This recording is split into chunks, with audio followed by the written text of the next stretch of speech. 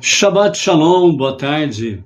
Estamos no dia 27 de Adar 2, 5.784, a contar da criação.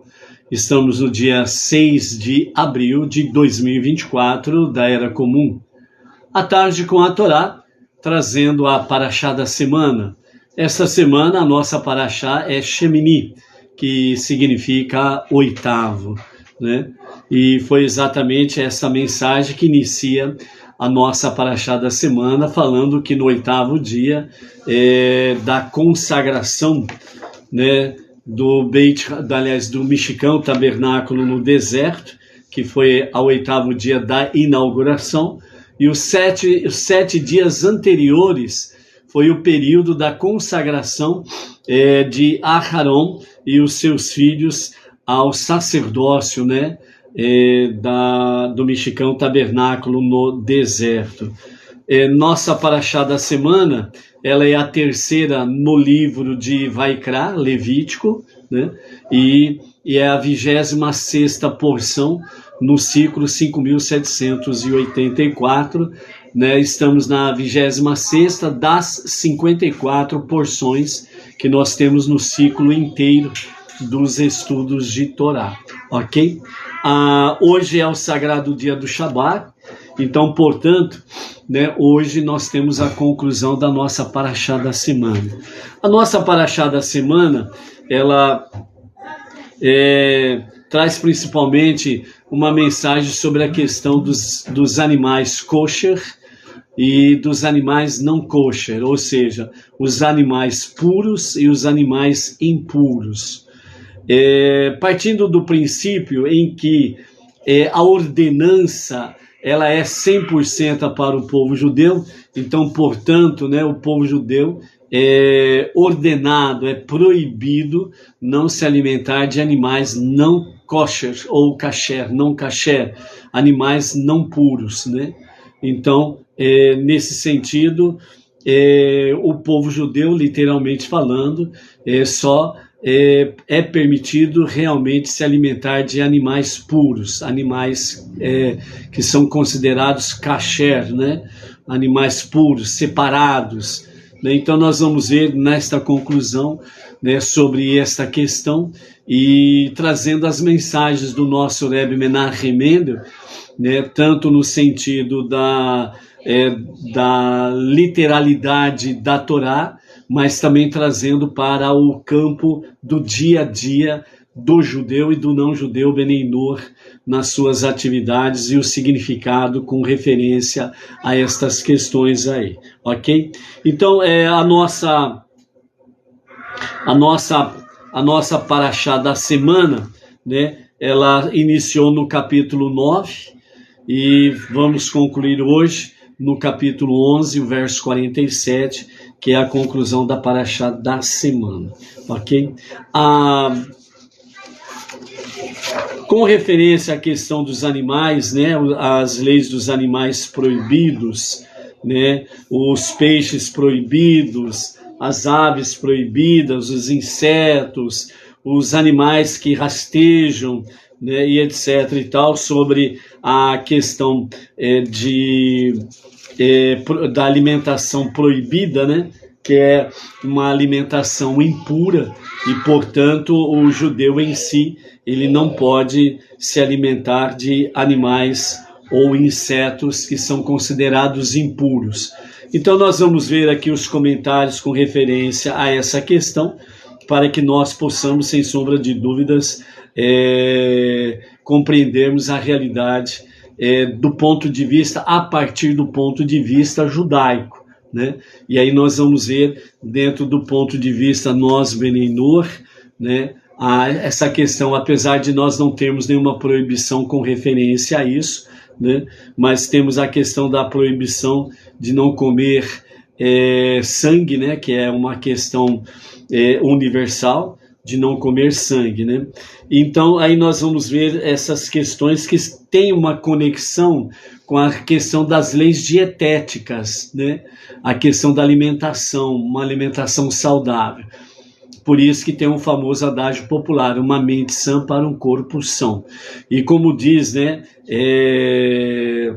Rashi, Maimônides, né, e etc. e tal, vários comentaristas, de que os alimentos proibidos pela Torá, eles são alimentos que realmente causam danos nos órgãos do ser humano.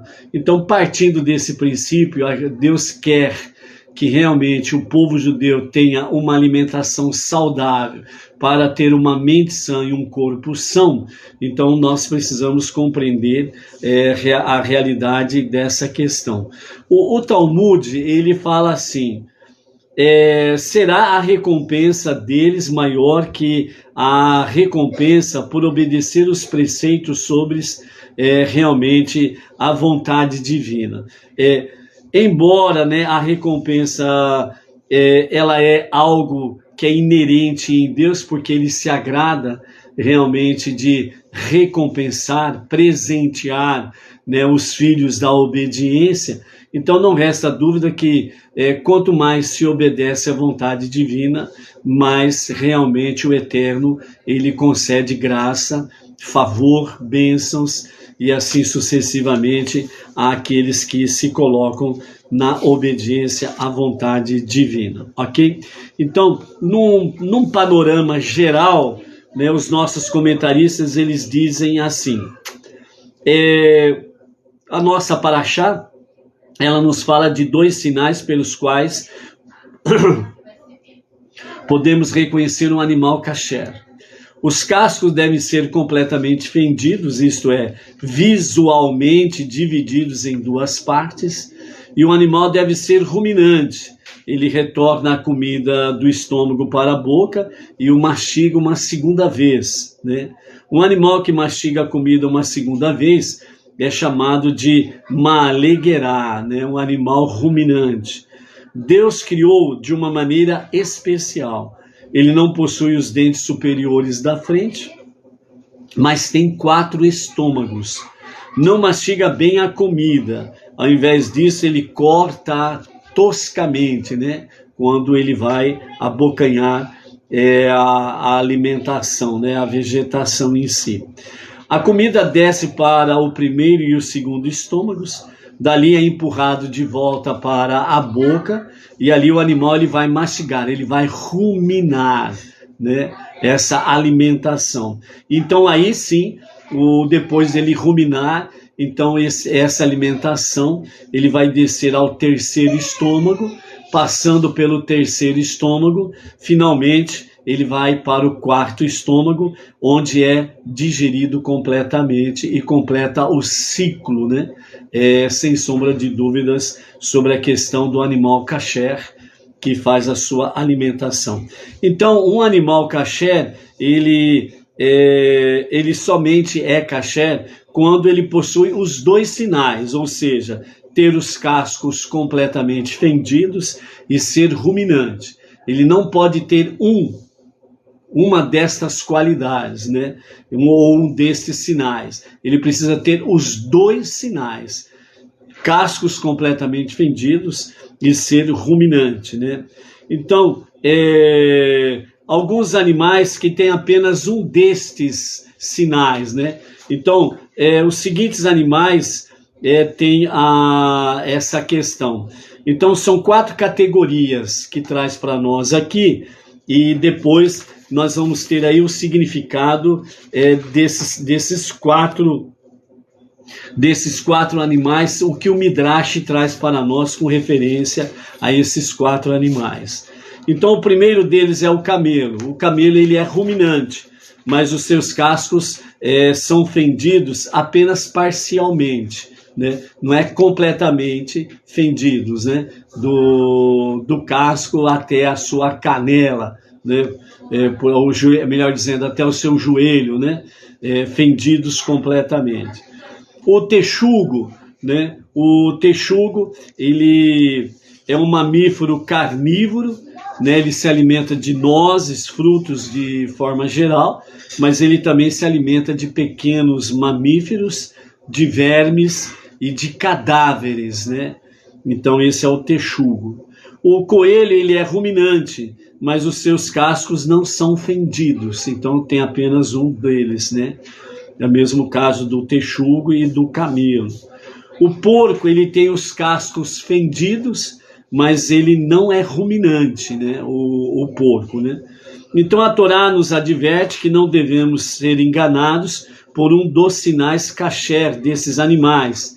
Se o estudarmos atentamente, veremos que carece do segundo sinal. Então, a Torá adverte sobre a questão da parcialidade, né? Aliás, da forma parcial, né? Superficial de um dos sinais, né? Para que realmente o judeu não seja enganado dentro desse aspecto e acaba comendo um alimento que não é kasher, como se fosse kasher. Então, por isso, os dois sinais são essenciais dentro desse aspecto aqui. Quanto à questão dos peixes, né? Os peixes, eles precisam ter duas características, ou dois sinais, que exatamente são as barbatanas como as escamas, né? Então, o peixe kasher é aquele que tem barbatanas e escamas, né? Então, essa é a questão aí, sem sombra de dúvidas, né? O Clécio Garcia, né? Está dizendo aí, com relação a Yeshua ben David, a perfeição na Torá. Poderia ouvi-lo, isso mesmo, né? O Clécio Garcia, Yeshua, ele não tem descendência de David e nem de Erudá. Ao analisar a cronologia e a genealogia, né, que usa muito aí os dois livros de Mateus e Lucas, né? Então as duas são contraditórias, né? E na realidade, segundo a visão aí que é empregada pelo Novo Testamento, na realidade Yeshua ou Jesus, né, não tem pai, né? Então não tem como relacioná-lo a uma genealogia que vai a Davi. Então há um grande engano com referência a isso daí, ok? Dentro desse aspecto aqui, amados, dos animais, dos peixes, né? Então precisa ter dois sinais, barbatanas e escamas. Alguns exemplos de peixe kasher: o atum, o salmão, a carpa, o arenque, a pescada e truta, né? E exemplos de peixes não kasher, por exemplo, né?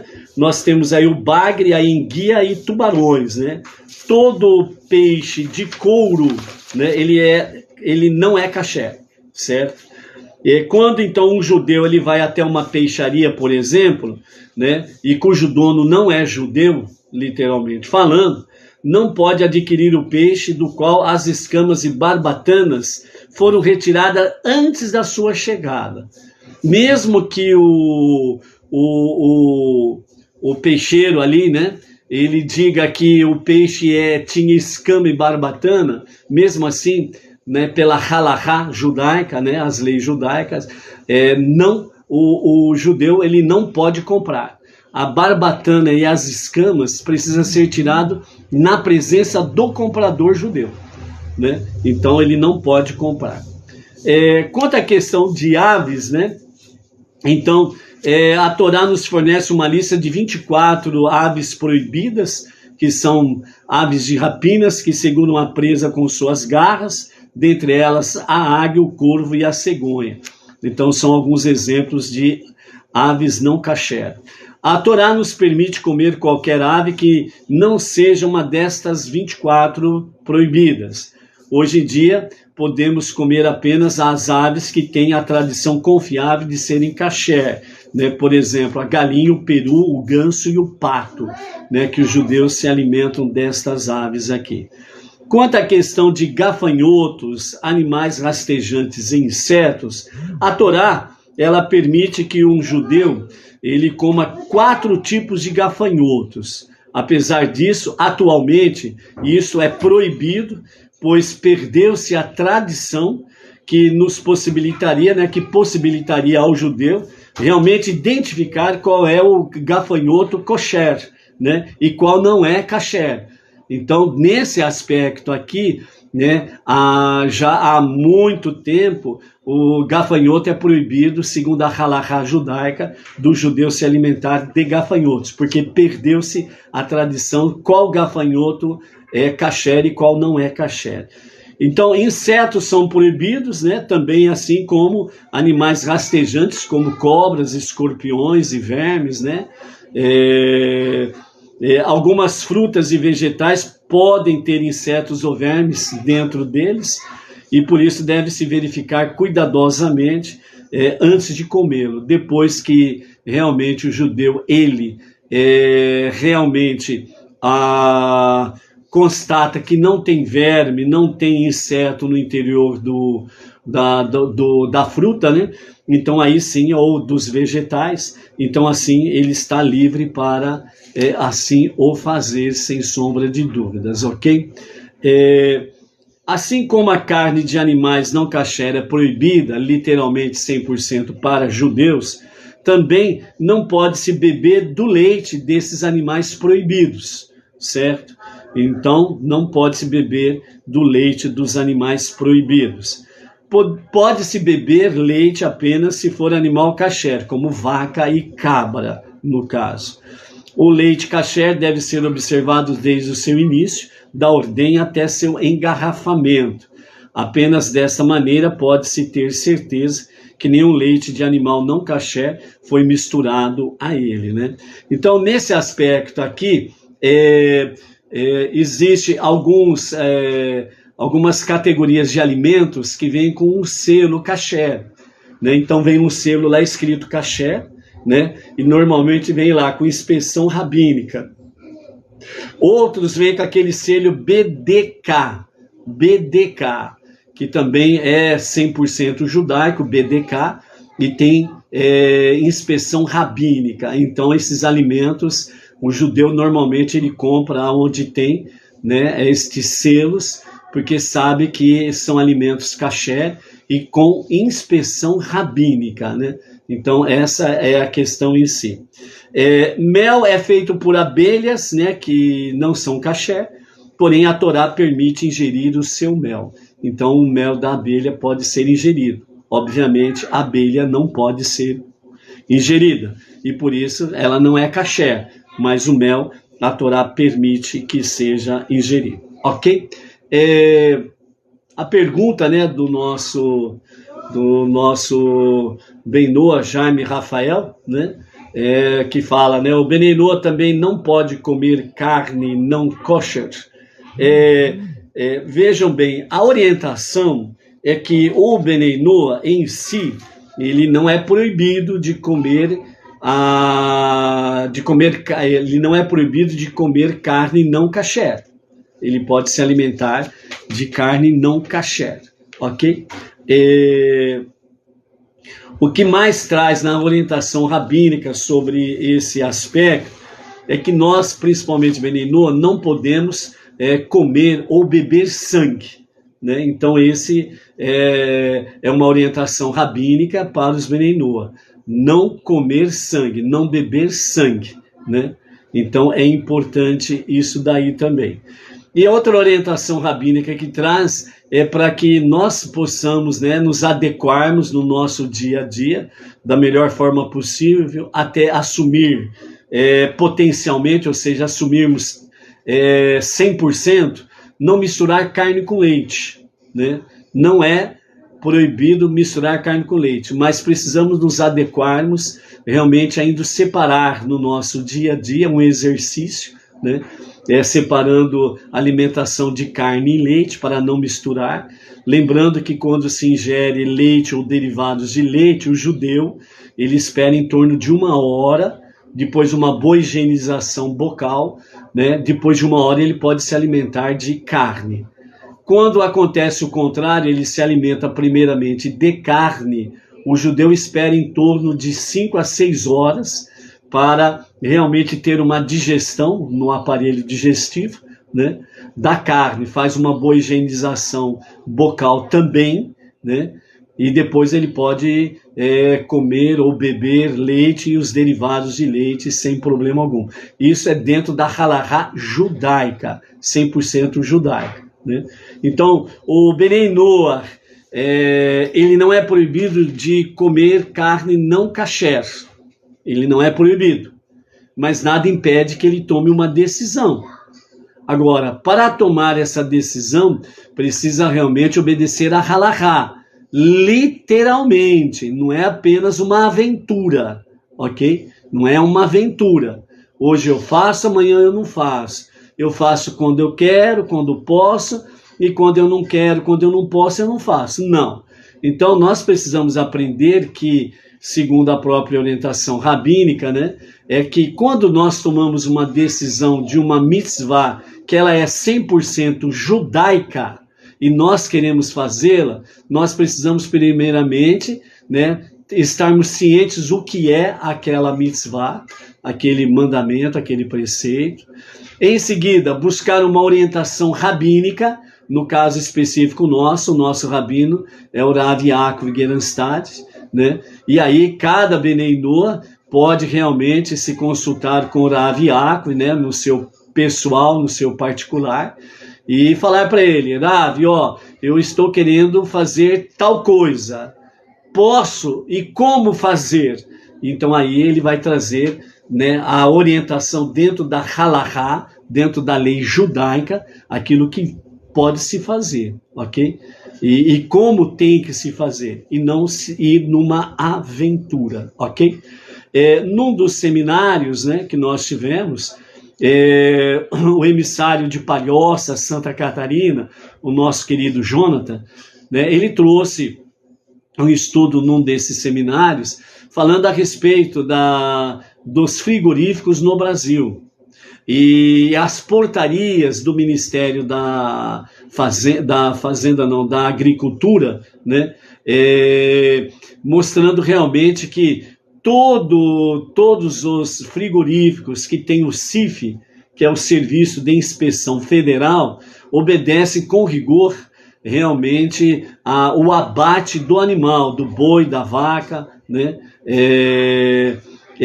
obedecendo uma portaria rigorosa, que é uma das portarias mais rigorosas que tem entre as nações, né, para trazer o mínimo de dor, né, ao animal que está sendo abatido, ao boi que está sendo ali abatido, ok? Então, dentro desse estudo, né, com a aprovação do nosso Rav Yaakov, então o Benei Noach, ele pode comprar a carne num supermercado que tem o selo do CIF, que está realmente dentro da portaria, que traz o menor dor para o animal antes de ser abatido, e depois que ele é abatido tem a sangria, e logo em seguida então é feito o esquartejamento do animal nas suas partes para o consumo do comércio, né, das pessoas aí. Então, por isso, né, para ficarmos mais tranquilos, né, então nós podemos ir até um frigorífico, até um supermercado, e comprarmos, né, a carne mais tranquilamente dentro desse aspecto, que não vamos comer um animal, não vamos comer carne de um animal que foi dilacerado vivo, né? Não esperar a sangria completar e depois, e aí for esquartejando o animal ainda com a sua vida correndo pelas veias, porque a vida está no sangue. Então, né, essas portarias do Ministério da Agricultura são rigorosas, e o Serviço de Inspeção Federal assim zela pelo cumprimento, para que o animal não tenha sofrimentos, ok? E aí, dessa forma, obviamente, a carne ela se torna uma carne pura, né? Uma carne boa para o não-judeu comprar e alimentar-se tranquilamente, ok? Então, essa é a orientação aí. Quanto à questão de 4 animais específicos que a Torá traz para nós na Parashá Shemini, está no capítulo 11, versos 4 a 7.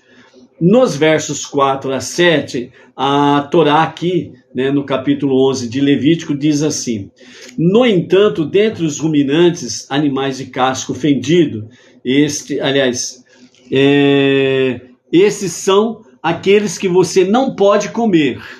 Então fala do camelo, será impuro para vocês, embora ele rumine, uma vez que ele não tem um casco completamente fendido. Então o camelo ele rumina, mas não tem um casco completamente fendido. O iracoide ele é o coelho, ok? É o coelho. Será impuro para vocês, embora ele rumine, uma vez que ele não tem um casco completamente fendido, certo? O sexto, aliás, o versículo 6, a lebre será impura para vocês, embora ela rumine, uma vez que ela não tem um casco completamente fendido também. E depois o quarto animal é o porco, que o verso 7 traz. O porco será impuro para vocês, pois embora ele tenha um casco completamente fendido, ele não rumina. Não comam da carne deles. Os sacerdotes não devem tocar em suas carcaças, uma vez que eles são impuros para vocês. Então nós temos esse detalhe aí desses animais impuros, né? Que ele tem um dos sinais, ou é ruminante, ou tem o casco parcialmente fendido, ou completamente fendido, mas não rumina, que é o caso, por exemplo, do porco. Né? O porco tem os cascos completamente fendidos, mas ele não rumina, é proibido para o judeu. Agora vamos ver dentro do aspecto do Midrash, o que o Midrash traz para nós com referência a esses 4 animais, né? O que corresponde a esses 4 animais. Então, primeiramente, nós temos o camelo, né? O camelo ele alude ao exílio babilônico, como declara o versículo: ó filha da Babilônia, tu serás destruída. Feliz é aquele que retribui, né, de acordo com a tua recompensa para nós. Salmo 137, verso 8. Então o que nós temos aqui? O camelo ele é no hebraico gamal. Então, no hebraico, o camelo é gamal, né? E ele alude ao exílio babilônico. Então, quando nós temos aí o Salmo 137, verso 8, ó filha da Babilônia, tu serás destruídas. Feliz aquele que te retribui. Retribui, no hebraico, gemul, certo? De acordo com a tua recompensa. Recompensa também é gamal, né? Para nós. Então nós temos aqui realmente o camelo gamal, recompensa também gamal, significa tanto camelo como recompensa, né? E retribui, gemul, que tem as mesmas letras de gamal, né? As mesmas letras hebraicas. Então o camelo gamal, ele alude ao exílio babilônico. Então a proibição do camelo tem um sentido não somente no campo físico do animal, mas também no campo espiritual. O segundo animal é o iracoide. Ele alude ao exílio persa. Da mesma maneira que o iracoide possui sinais de impureza e sinais de pureza, assim também a Pérsia, ela produziu um homem íntegro, que foi Mordecai, da história de Esther, e também um homem mau, Haman, o que é aquele que queria destruir completamente o povo judeu. O terceiro animal é a lebre, que refere-se ao exílio grego, né? Já que a mãe de Ptolomeu era Lagos, que é a palavra grega para lebre, né? Então a mãe de Ptolomeu, ela tinha o nome de Lagos, que no hebraico, aliás, no grego, é lebre, né? E então o exílio grego, né, nos fala sobre isso daí. É só você lembrar da Guerra dos Macabeus, né, que tem essa questão aí junto, dentro desse aspecto, né, trazer de forma dissoluta, né, uma mistura para enganar o povo judeu aí, ok?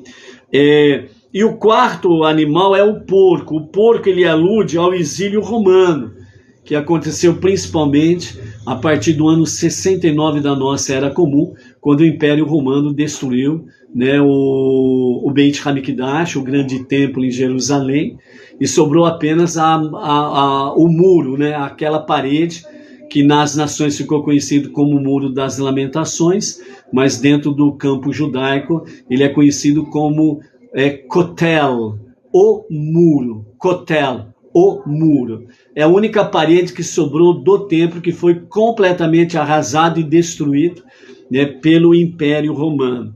Então, por que Moshe menciona 3 animais em um versículo e o último em outro versículo, quando ele repetiu-os na Parashá Re'eh, né, que é no capítulo 14, verso 7 e 8 do nosso livro de Levítico, que vamos ver aqui mais para frente. Segundo o Rabi Yohanan, ele nos explica porque o porco é equivalente aos outros 3 juntos. Então, no capítulo 7, nós temos aí a questão do porco sozinho sendo citado, né? Enquanto que os outros são citados nos outros versículos. Então, aqui, segundo o Rabi Yohanan, ele fala que o porco é equivalente aos outros 3 animais juntos, né? Ou seja, o camelo, o iracoide e a lebre. O Rabi Shimon ben Lakish, ele diz, até mesmo mais do que isso, ainda é pior do que os 3 juntos, né? O porco é pior ainda. Por que Roma é comparado a um porco? Porque da mesma maneira que o porco se reclina e mostra seus cascos, como querendo dizer, olhe, os meus cascos são completamente fendidos, eu sou um animal puro, né? Também o Império Romano arrogantemente pratica violência e roubo, enquanto finge ordenar justiça, né? Enquanto o Império Romano ele pratica violência e roubo, né? A violência está dentro do aspecto do assassinato, né? Do genocídio e por aí afora vai, né? Como aconteceu no ano 69 através da sua história, né? Também vem praticar o roubo, né? Vejam bem que o templo, quando foi destruído, né? O general Tito, ele roubou tudo que estava ali em Jerusalém, roubou tudo que estava ali dentro do templo e levou para Roma, né? Então, e tem ainda até a presente data muitas coisas de Israel, de Jerusalém, que estão lá na biblioteca subterrânea do Vaticano, né? Então, dessa forma, né, Roma, semelhante ao porco, né, mostra os seus cascos fendidos, dizendo, olhe, eu sou puro, eu pratico justiça, eu ordeno justiça, mas na realidade a sua prática é de violência e roubo, ok? Então estas são as características desses 4 animais e o significado que traz dentro desse aspecto aqui, né? O nosso Rebbe Menachem Mendel, com referência a essas questões dos animais, ele nos fala que sobre a questão, né, de Aharon, né, quando ele teve a morte dos seus 2 filhos, né, Moshe disse a Arão e a seus filhos que sobreviveram, né, vocês devem comer suas porções dos sacrifícios, porque assim me foi ordenado por Deus, né? As leis comuns que regem o comportamento dos Kohanim, os sacerdotes, eles foram suspensas no 8º dia dos rituais de consagração, porque a mensagem essencial desse dia era que Deus pode transcender as suas próprias regras. Enquanto o número 7 simboliza a ordem natural de todas as coisas, o número 8 representa a transcendência milagrosa da ordem natural. Então, o número 8, ele está além do número 7, é superior ao número 7. O número 7, ele abrange tudo aquilo que é natural. O mundo foi criado em 6 dias, no 7º dia, Deus descansou de todas as atividades da criação. A semana se completa no 7º dia e assim sucessivamente. Então, o 7, ele está dentro daquilo que é completo, a inteireza. e está vinculada àquilo que é natural na vida deste mundo físico, materialista e na vida do cotidiano do ser humano. O 8, ele transcende a esse aspecto natural. Então é onde que o nosso Rebbe diz, não é a nossa tarefa chegar ao céu, a nossa tarefa é trazer o céu para a terra, é trazer a dimensão espiritual para dentro do nosso mundo físico. E nesse aspecto, o 8º dia milagroso da consagração do Mishkan não poderia ter ocorrido sem a existência anterior dos 7 dias não milagrosos, que foram dias normais da consagração dos Kohanim e do Kohen Gadol. Isto porque Deus faz com que a sua intervenção milagrosa na vida depende de nós, né? Venha depender de cada um de nós.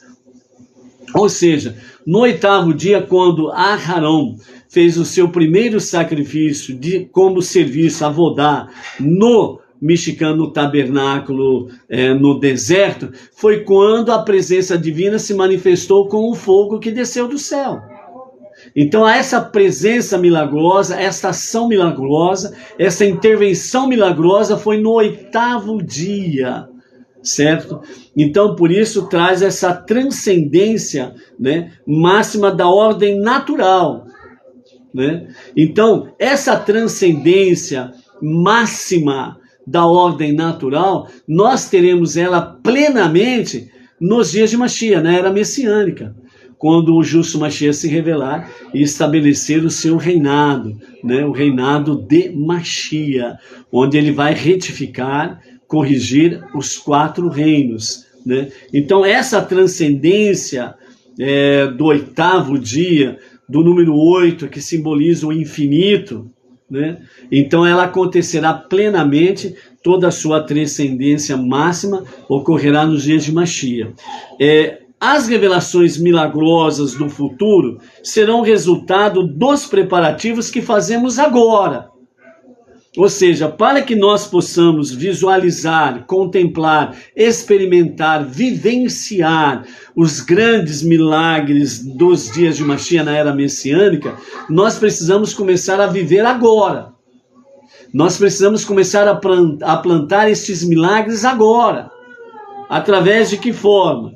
No nosso contínuo refinamento do mundo através dos meios naturais. Sempre devemos ter em mente que os resultados dos nossos esforços atuais serão muito além do que podemos imaginar. Por isso, os nossos 5 passos. A nossa Teshuvah, o retorno a Deus para um verdadeiro e genuíno arrependimento. O nosso serviço diário, que são as nossas preces diárias. O estudo da Torá, seus mandamentos. O estudo das 7 leis de Noah e as suas ramificações. E a nossa Tzedakah. Nós estamos plantando milagres. Milagres e milagres. Nós estamos plantando transcendência daquilo que é natural.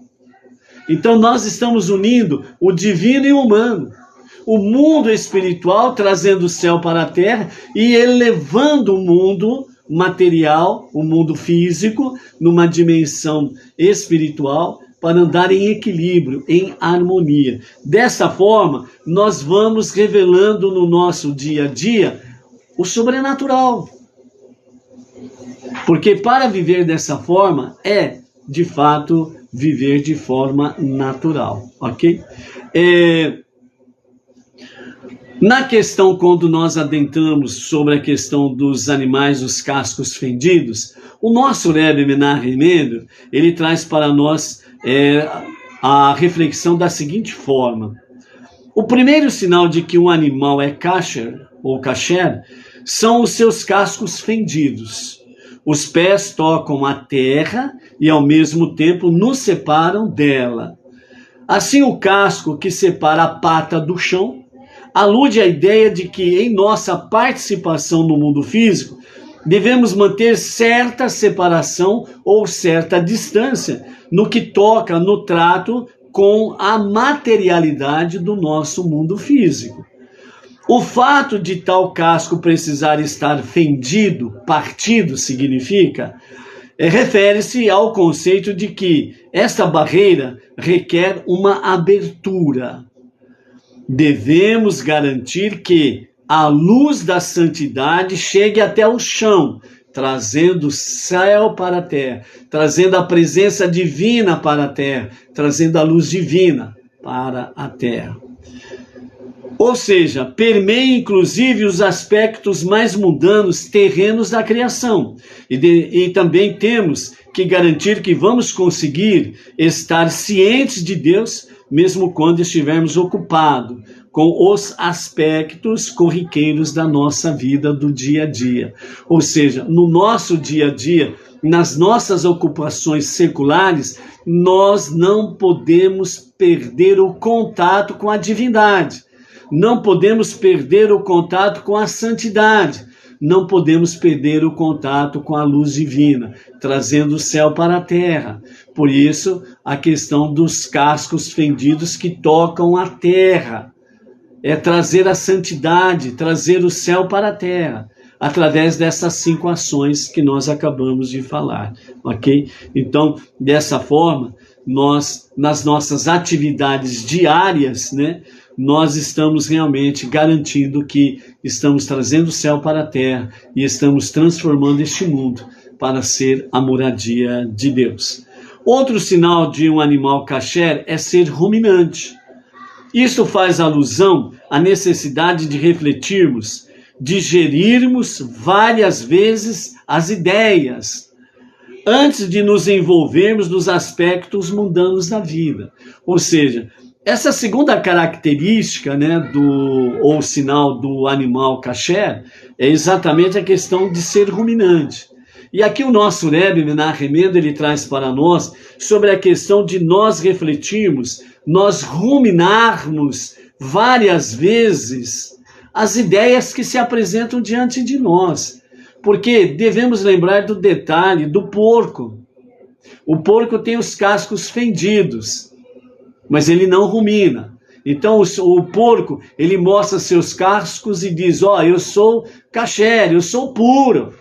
Eu tenho os cascos fendidos, mas falta o segundo sinal, que é ser ruminante, que o porco não tem. Então, nesse sentido, significa que o porco, ele quer enganar.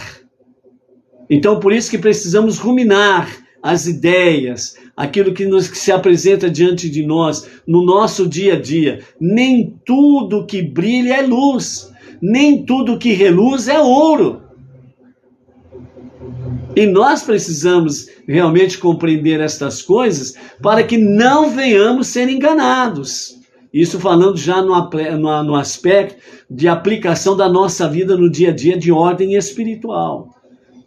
Então, não é aquela questão, por exemplo, que muitas pessoas dizem assim, em todo lugar que se fala de Deus, é um lugar bom. Será? Será que não tem só uma característica, só um sinal? E isso mostra que aquele lugar não é kasher, não é puro. Então, como diz o proverbista, os homens constroem vários caminhos, mas todos eles conduzem à morte. Então nós precisamos procurar discernir isso daí.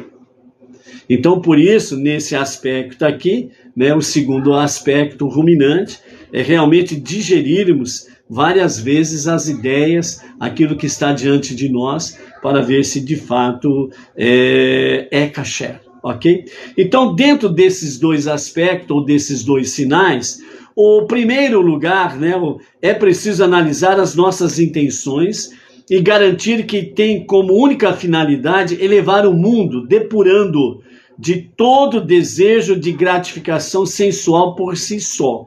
Então, ou seja, essa primeira característica, né, ou esse primeiro sinal de ter os cascos fendidos, traz para nós a questão de analisar as intenções e garantir que realmente a finalidade das nossas ações são exatamente para elevar o mundo, refinando o mundo, depurando o mundo com as nossas ações no nosso trabalho, nos nossos negócios, nos nossos relacionamentos pessoais com as pessoas, no trabalho, na escola, aonde formos. É refinar, elevar nas nossas atividades diárias o patamar para encontrar com o céu que está descendo, ou seja, o mundo espiritual, para ter equilíbrio, harmonia.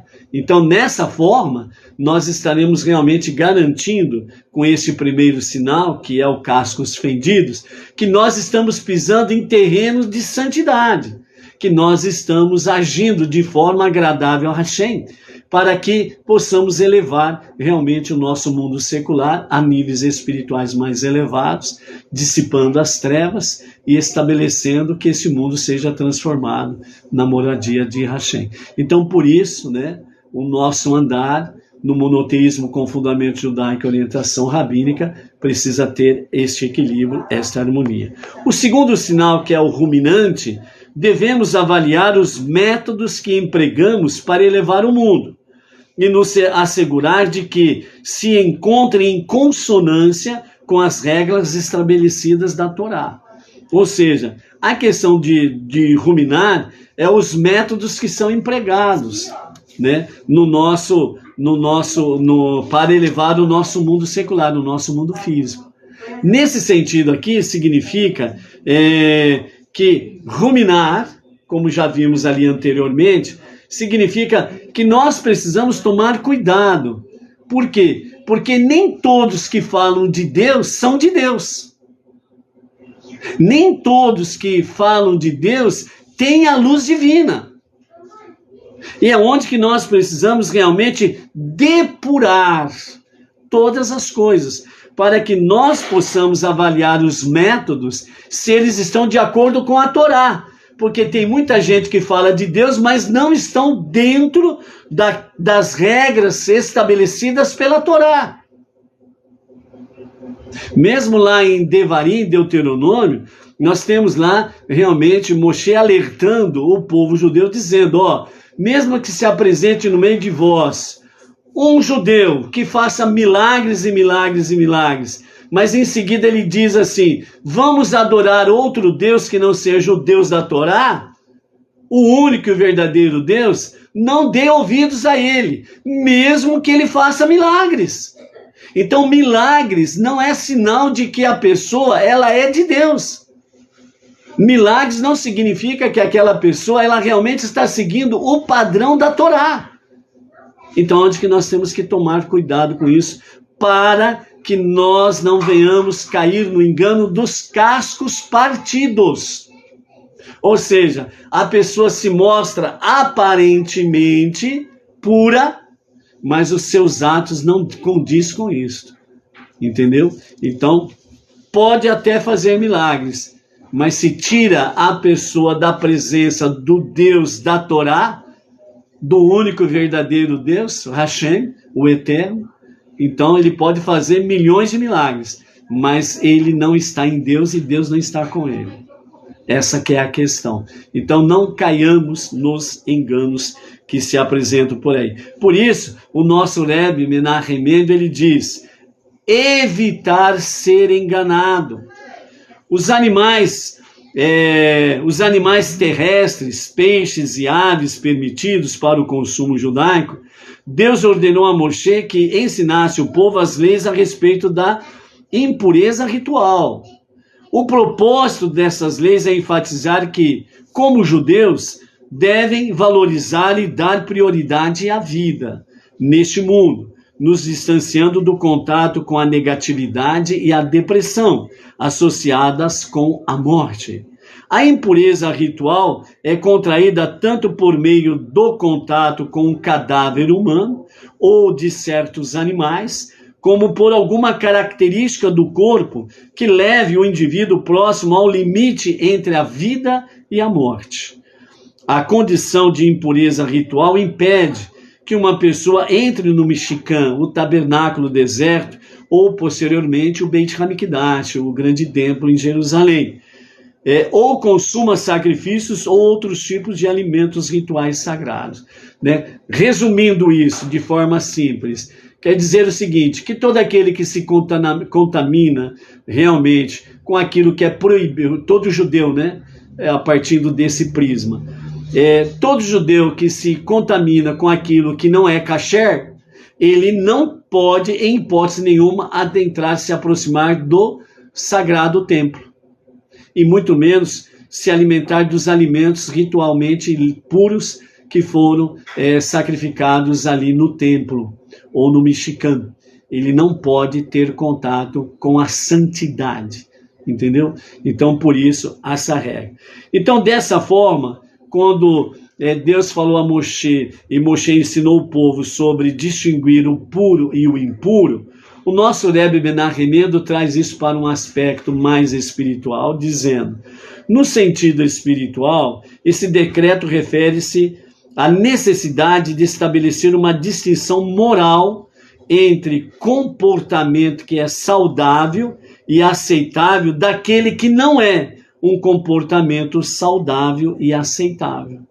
No entanto, com muita frequência, tal distinção é nebulosa, e algo que é impuro pode ser facilmente confundido como sendo puro. É isso que nós acabamos de falar. Tem muita gente dizendo e falando em nome de Deus, mas Deus não está com ele, e ele não está na presença de Deus. Então nós precisamos tomar cuidado com isso, que nem tudo que brilha é luz e nem tudo que reluz é ouro. Entendeu? É a questão do porco. Tem os cascos completamente fendidos, mas não rumina. Então, o porco, no campo espiritual, significa aqueles que mostram seus cascos, aqueles que mostram uma característica que parece que são de santidade, que é o casco fendido, mas não rumina. Ou seja, aqueles que se apresentam falando em nome de Deus, mas os seus atos não condiz com aquilo que ele fala. Então, tomar cuidado para não ser enganado, evitar ser enganado. Essa é a questão. Por quê? Porque aquele detalhe, se você segue o engano, você vai para o mesmo abismo do enganador. E não adianta arrumar desculpa, não. Ah, mas ele me enganou. Ó, principalmente nos últimos 30 anos, só se deixa enganar quem quer. Só se deixa enganar os tolos. Aqueles que querem ser enganados. Porque as coisas estão muito patentes, às claras, à luz. É uma questão de pesquisar, estudar, buscar. Senão você realmente não vai ser livre para servir a Hashem. Por meio do estudo da Torá, e esse é um dos meios pelos quais nós nos libertamos de todo engano, permanecemos vinculados a Deus, que não está sujeito ao limitado alcance da mente humana. Quando nos encontramos assim, em sintonia com a consciência divina, sabemos por instinto o que é e o que não é espiritualmente saudável. O que é e o que não é espiritualmente saudável. Ou seja, qual é a forma da pessoa ser livre? Livre na sua mente, no seu intelecto. Uma mente livre, ela jamais será escravo de nada e de ninguém. E a mente livre é aquela que busca conhecimento, sabedoria. Mas com base no quê? Na Torá, os 5 primeiros livros da Bíblia. Fora isso, as pessoas podem ser, entre aspas, grandemente sábios, podem ter muitos diplomas e companhia limitada. Mas se a base não é a Torá, os 5 primeiros livros das Escrituras Sagradas, ele é apenas sábio no campo intelectual, mas ele não é sábio espiritualmente, portanto, ele não tem a sabedoria divina. Somente com o contato com a Torá é que, de fato, nós podemos discernir o que é e o que não é espiritualmente saudável. Então, por isso, né, amados, as pessoas, elas têm somente as pessoas, ou seja, falando de forma mais direta, né? Somente a pessoa, você, é que pode ser livre. É só você que pode se libertar. Se você procurar o caminho correto. se você procurar o caminho das Sagradas Escrituras, se você procurar o caminho dos 5 primeiros livros, chamado de Torá ou Pentateuco, como queira. Mas aqui está a base. E toda distorção, ela demonstra que os que distorcem não estão espiritualmente saudáveis e, portanto, estão impuros na presença divina. E quem toma contato com os impuros, tornam-se impuros diante de Deus também. Por quê? Porque estão no campo da rebeldia contra Deus. Estão criando seus próprios caminhos. Estão criando seus próprios desvaneios. E perdem o contato com a santidade divina. Então, somente através da Torá, somente através das 7 leis de Noa, que está inserido na Torá, como já foi falado várias vezes aqui, é que realmente o judeu pode permanecer espiritualmente saudável e o não-judeu poderá permanecer espiritualmente saudável através da Torá e das 7 leis de Noa. Então, nesse aspecto, é você que pode decidir para você mesmo ser livre ou não. Depende de você. Os homens constroem vários caminhos, mas todos eles conduzem à morte. O único e o verdadeiro caminho está na Torá. Os 5 primeiros livros das Sagradas Escrituras. É aqui que está o caminho verdadeiro da vida eterna. Qualquer outro caminho que se apresente por aí é apartado da santidade de Deus. Ok? Baruch Hashem. Hoje, às 18h34, há um encerramento do 7º dia da semana, né? O encerramento do Shabat. Então, é o momento da Havidalah.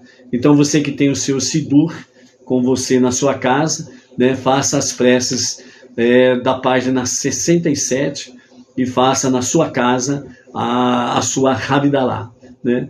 Hoje nós não teremos a transmissão da nossa Havidalah, ok? E com a graça de Hashem, nós temos aí um novo encontro na próxima terça-feira e daqui para frente nós vamos ter mais foco no Pessah, ok? Na segunda-feira, dia 8 de abril, né, ao pôr do sol, até o pôr do sol da terça-feira, dia 9, nós estaremos no primeiro dia do novo mês, o novo mês de Nissan, ok? O novo mês de Nissan, né? E aí na terça-feira nós estaremos falando sobre o mês de Nissan, segundo o Rabino Yitzhak Ginsburg, né? Sobre os aspectos do mês de Nissan. E o mês de Nissan é o princípio dos meses, né? É o princípio dos meses, porque está conectado diretamente com a redenção do Egito. E isso traz o espelho da redenção final com o justo Mashiach. Então, na terça-feira estaremos falando sobre o mês de Nissan. Então, desde já, a você, sua família, seus negócios, tudo aquilo que está conectado com você no seu mundo secular, não se aparte da santidade de Deus. Que você seja grandemente abençoado, né? Que tenha uma semana com muita parnassá, com muito sustento, né? Que tenha uma semana de prosperidade, proteção, saúde, vigor, para servir a Hashem. E que a sua prosperidade seja realmente para compartilhar suas doações com as causas nobres da Torá. Ok? E onde há as causas de estudos da Torá e das 7 leis de Noa. Com a graça de Hashem, um bom fim de semana, um bom início de uma nova semana. Shalom, shalom, Shabbat Tov.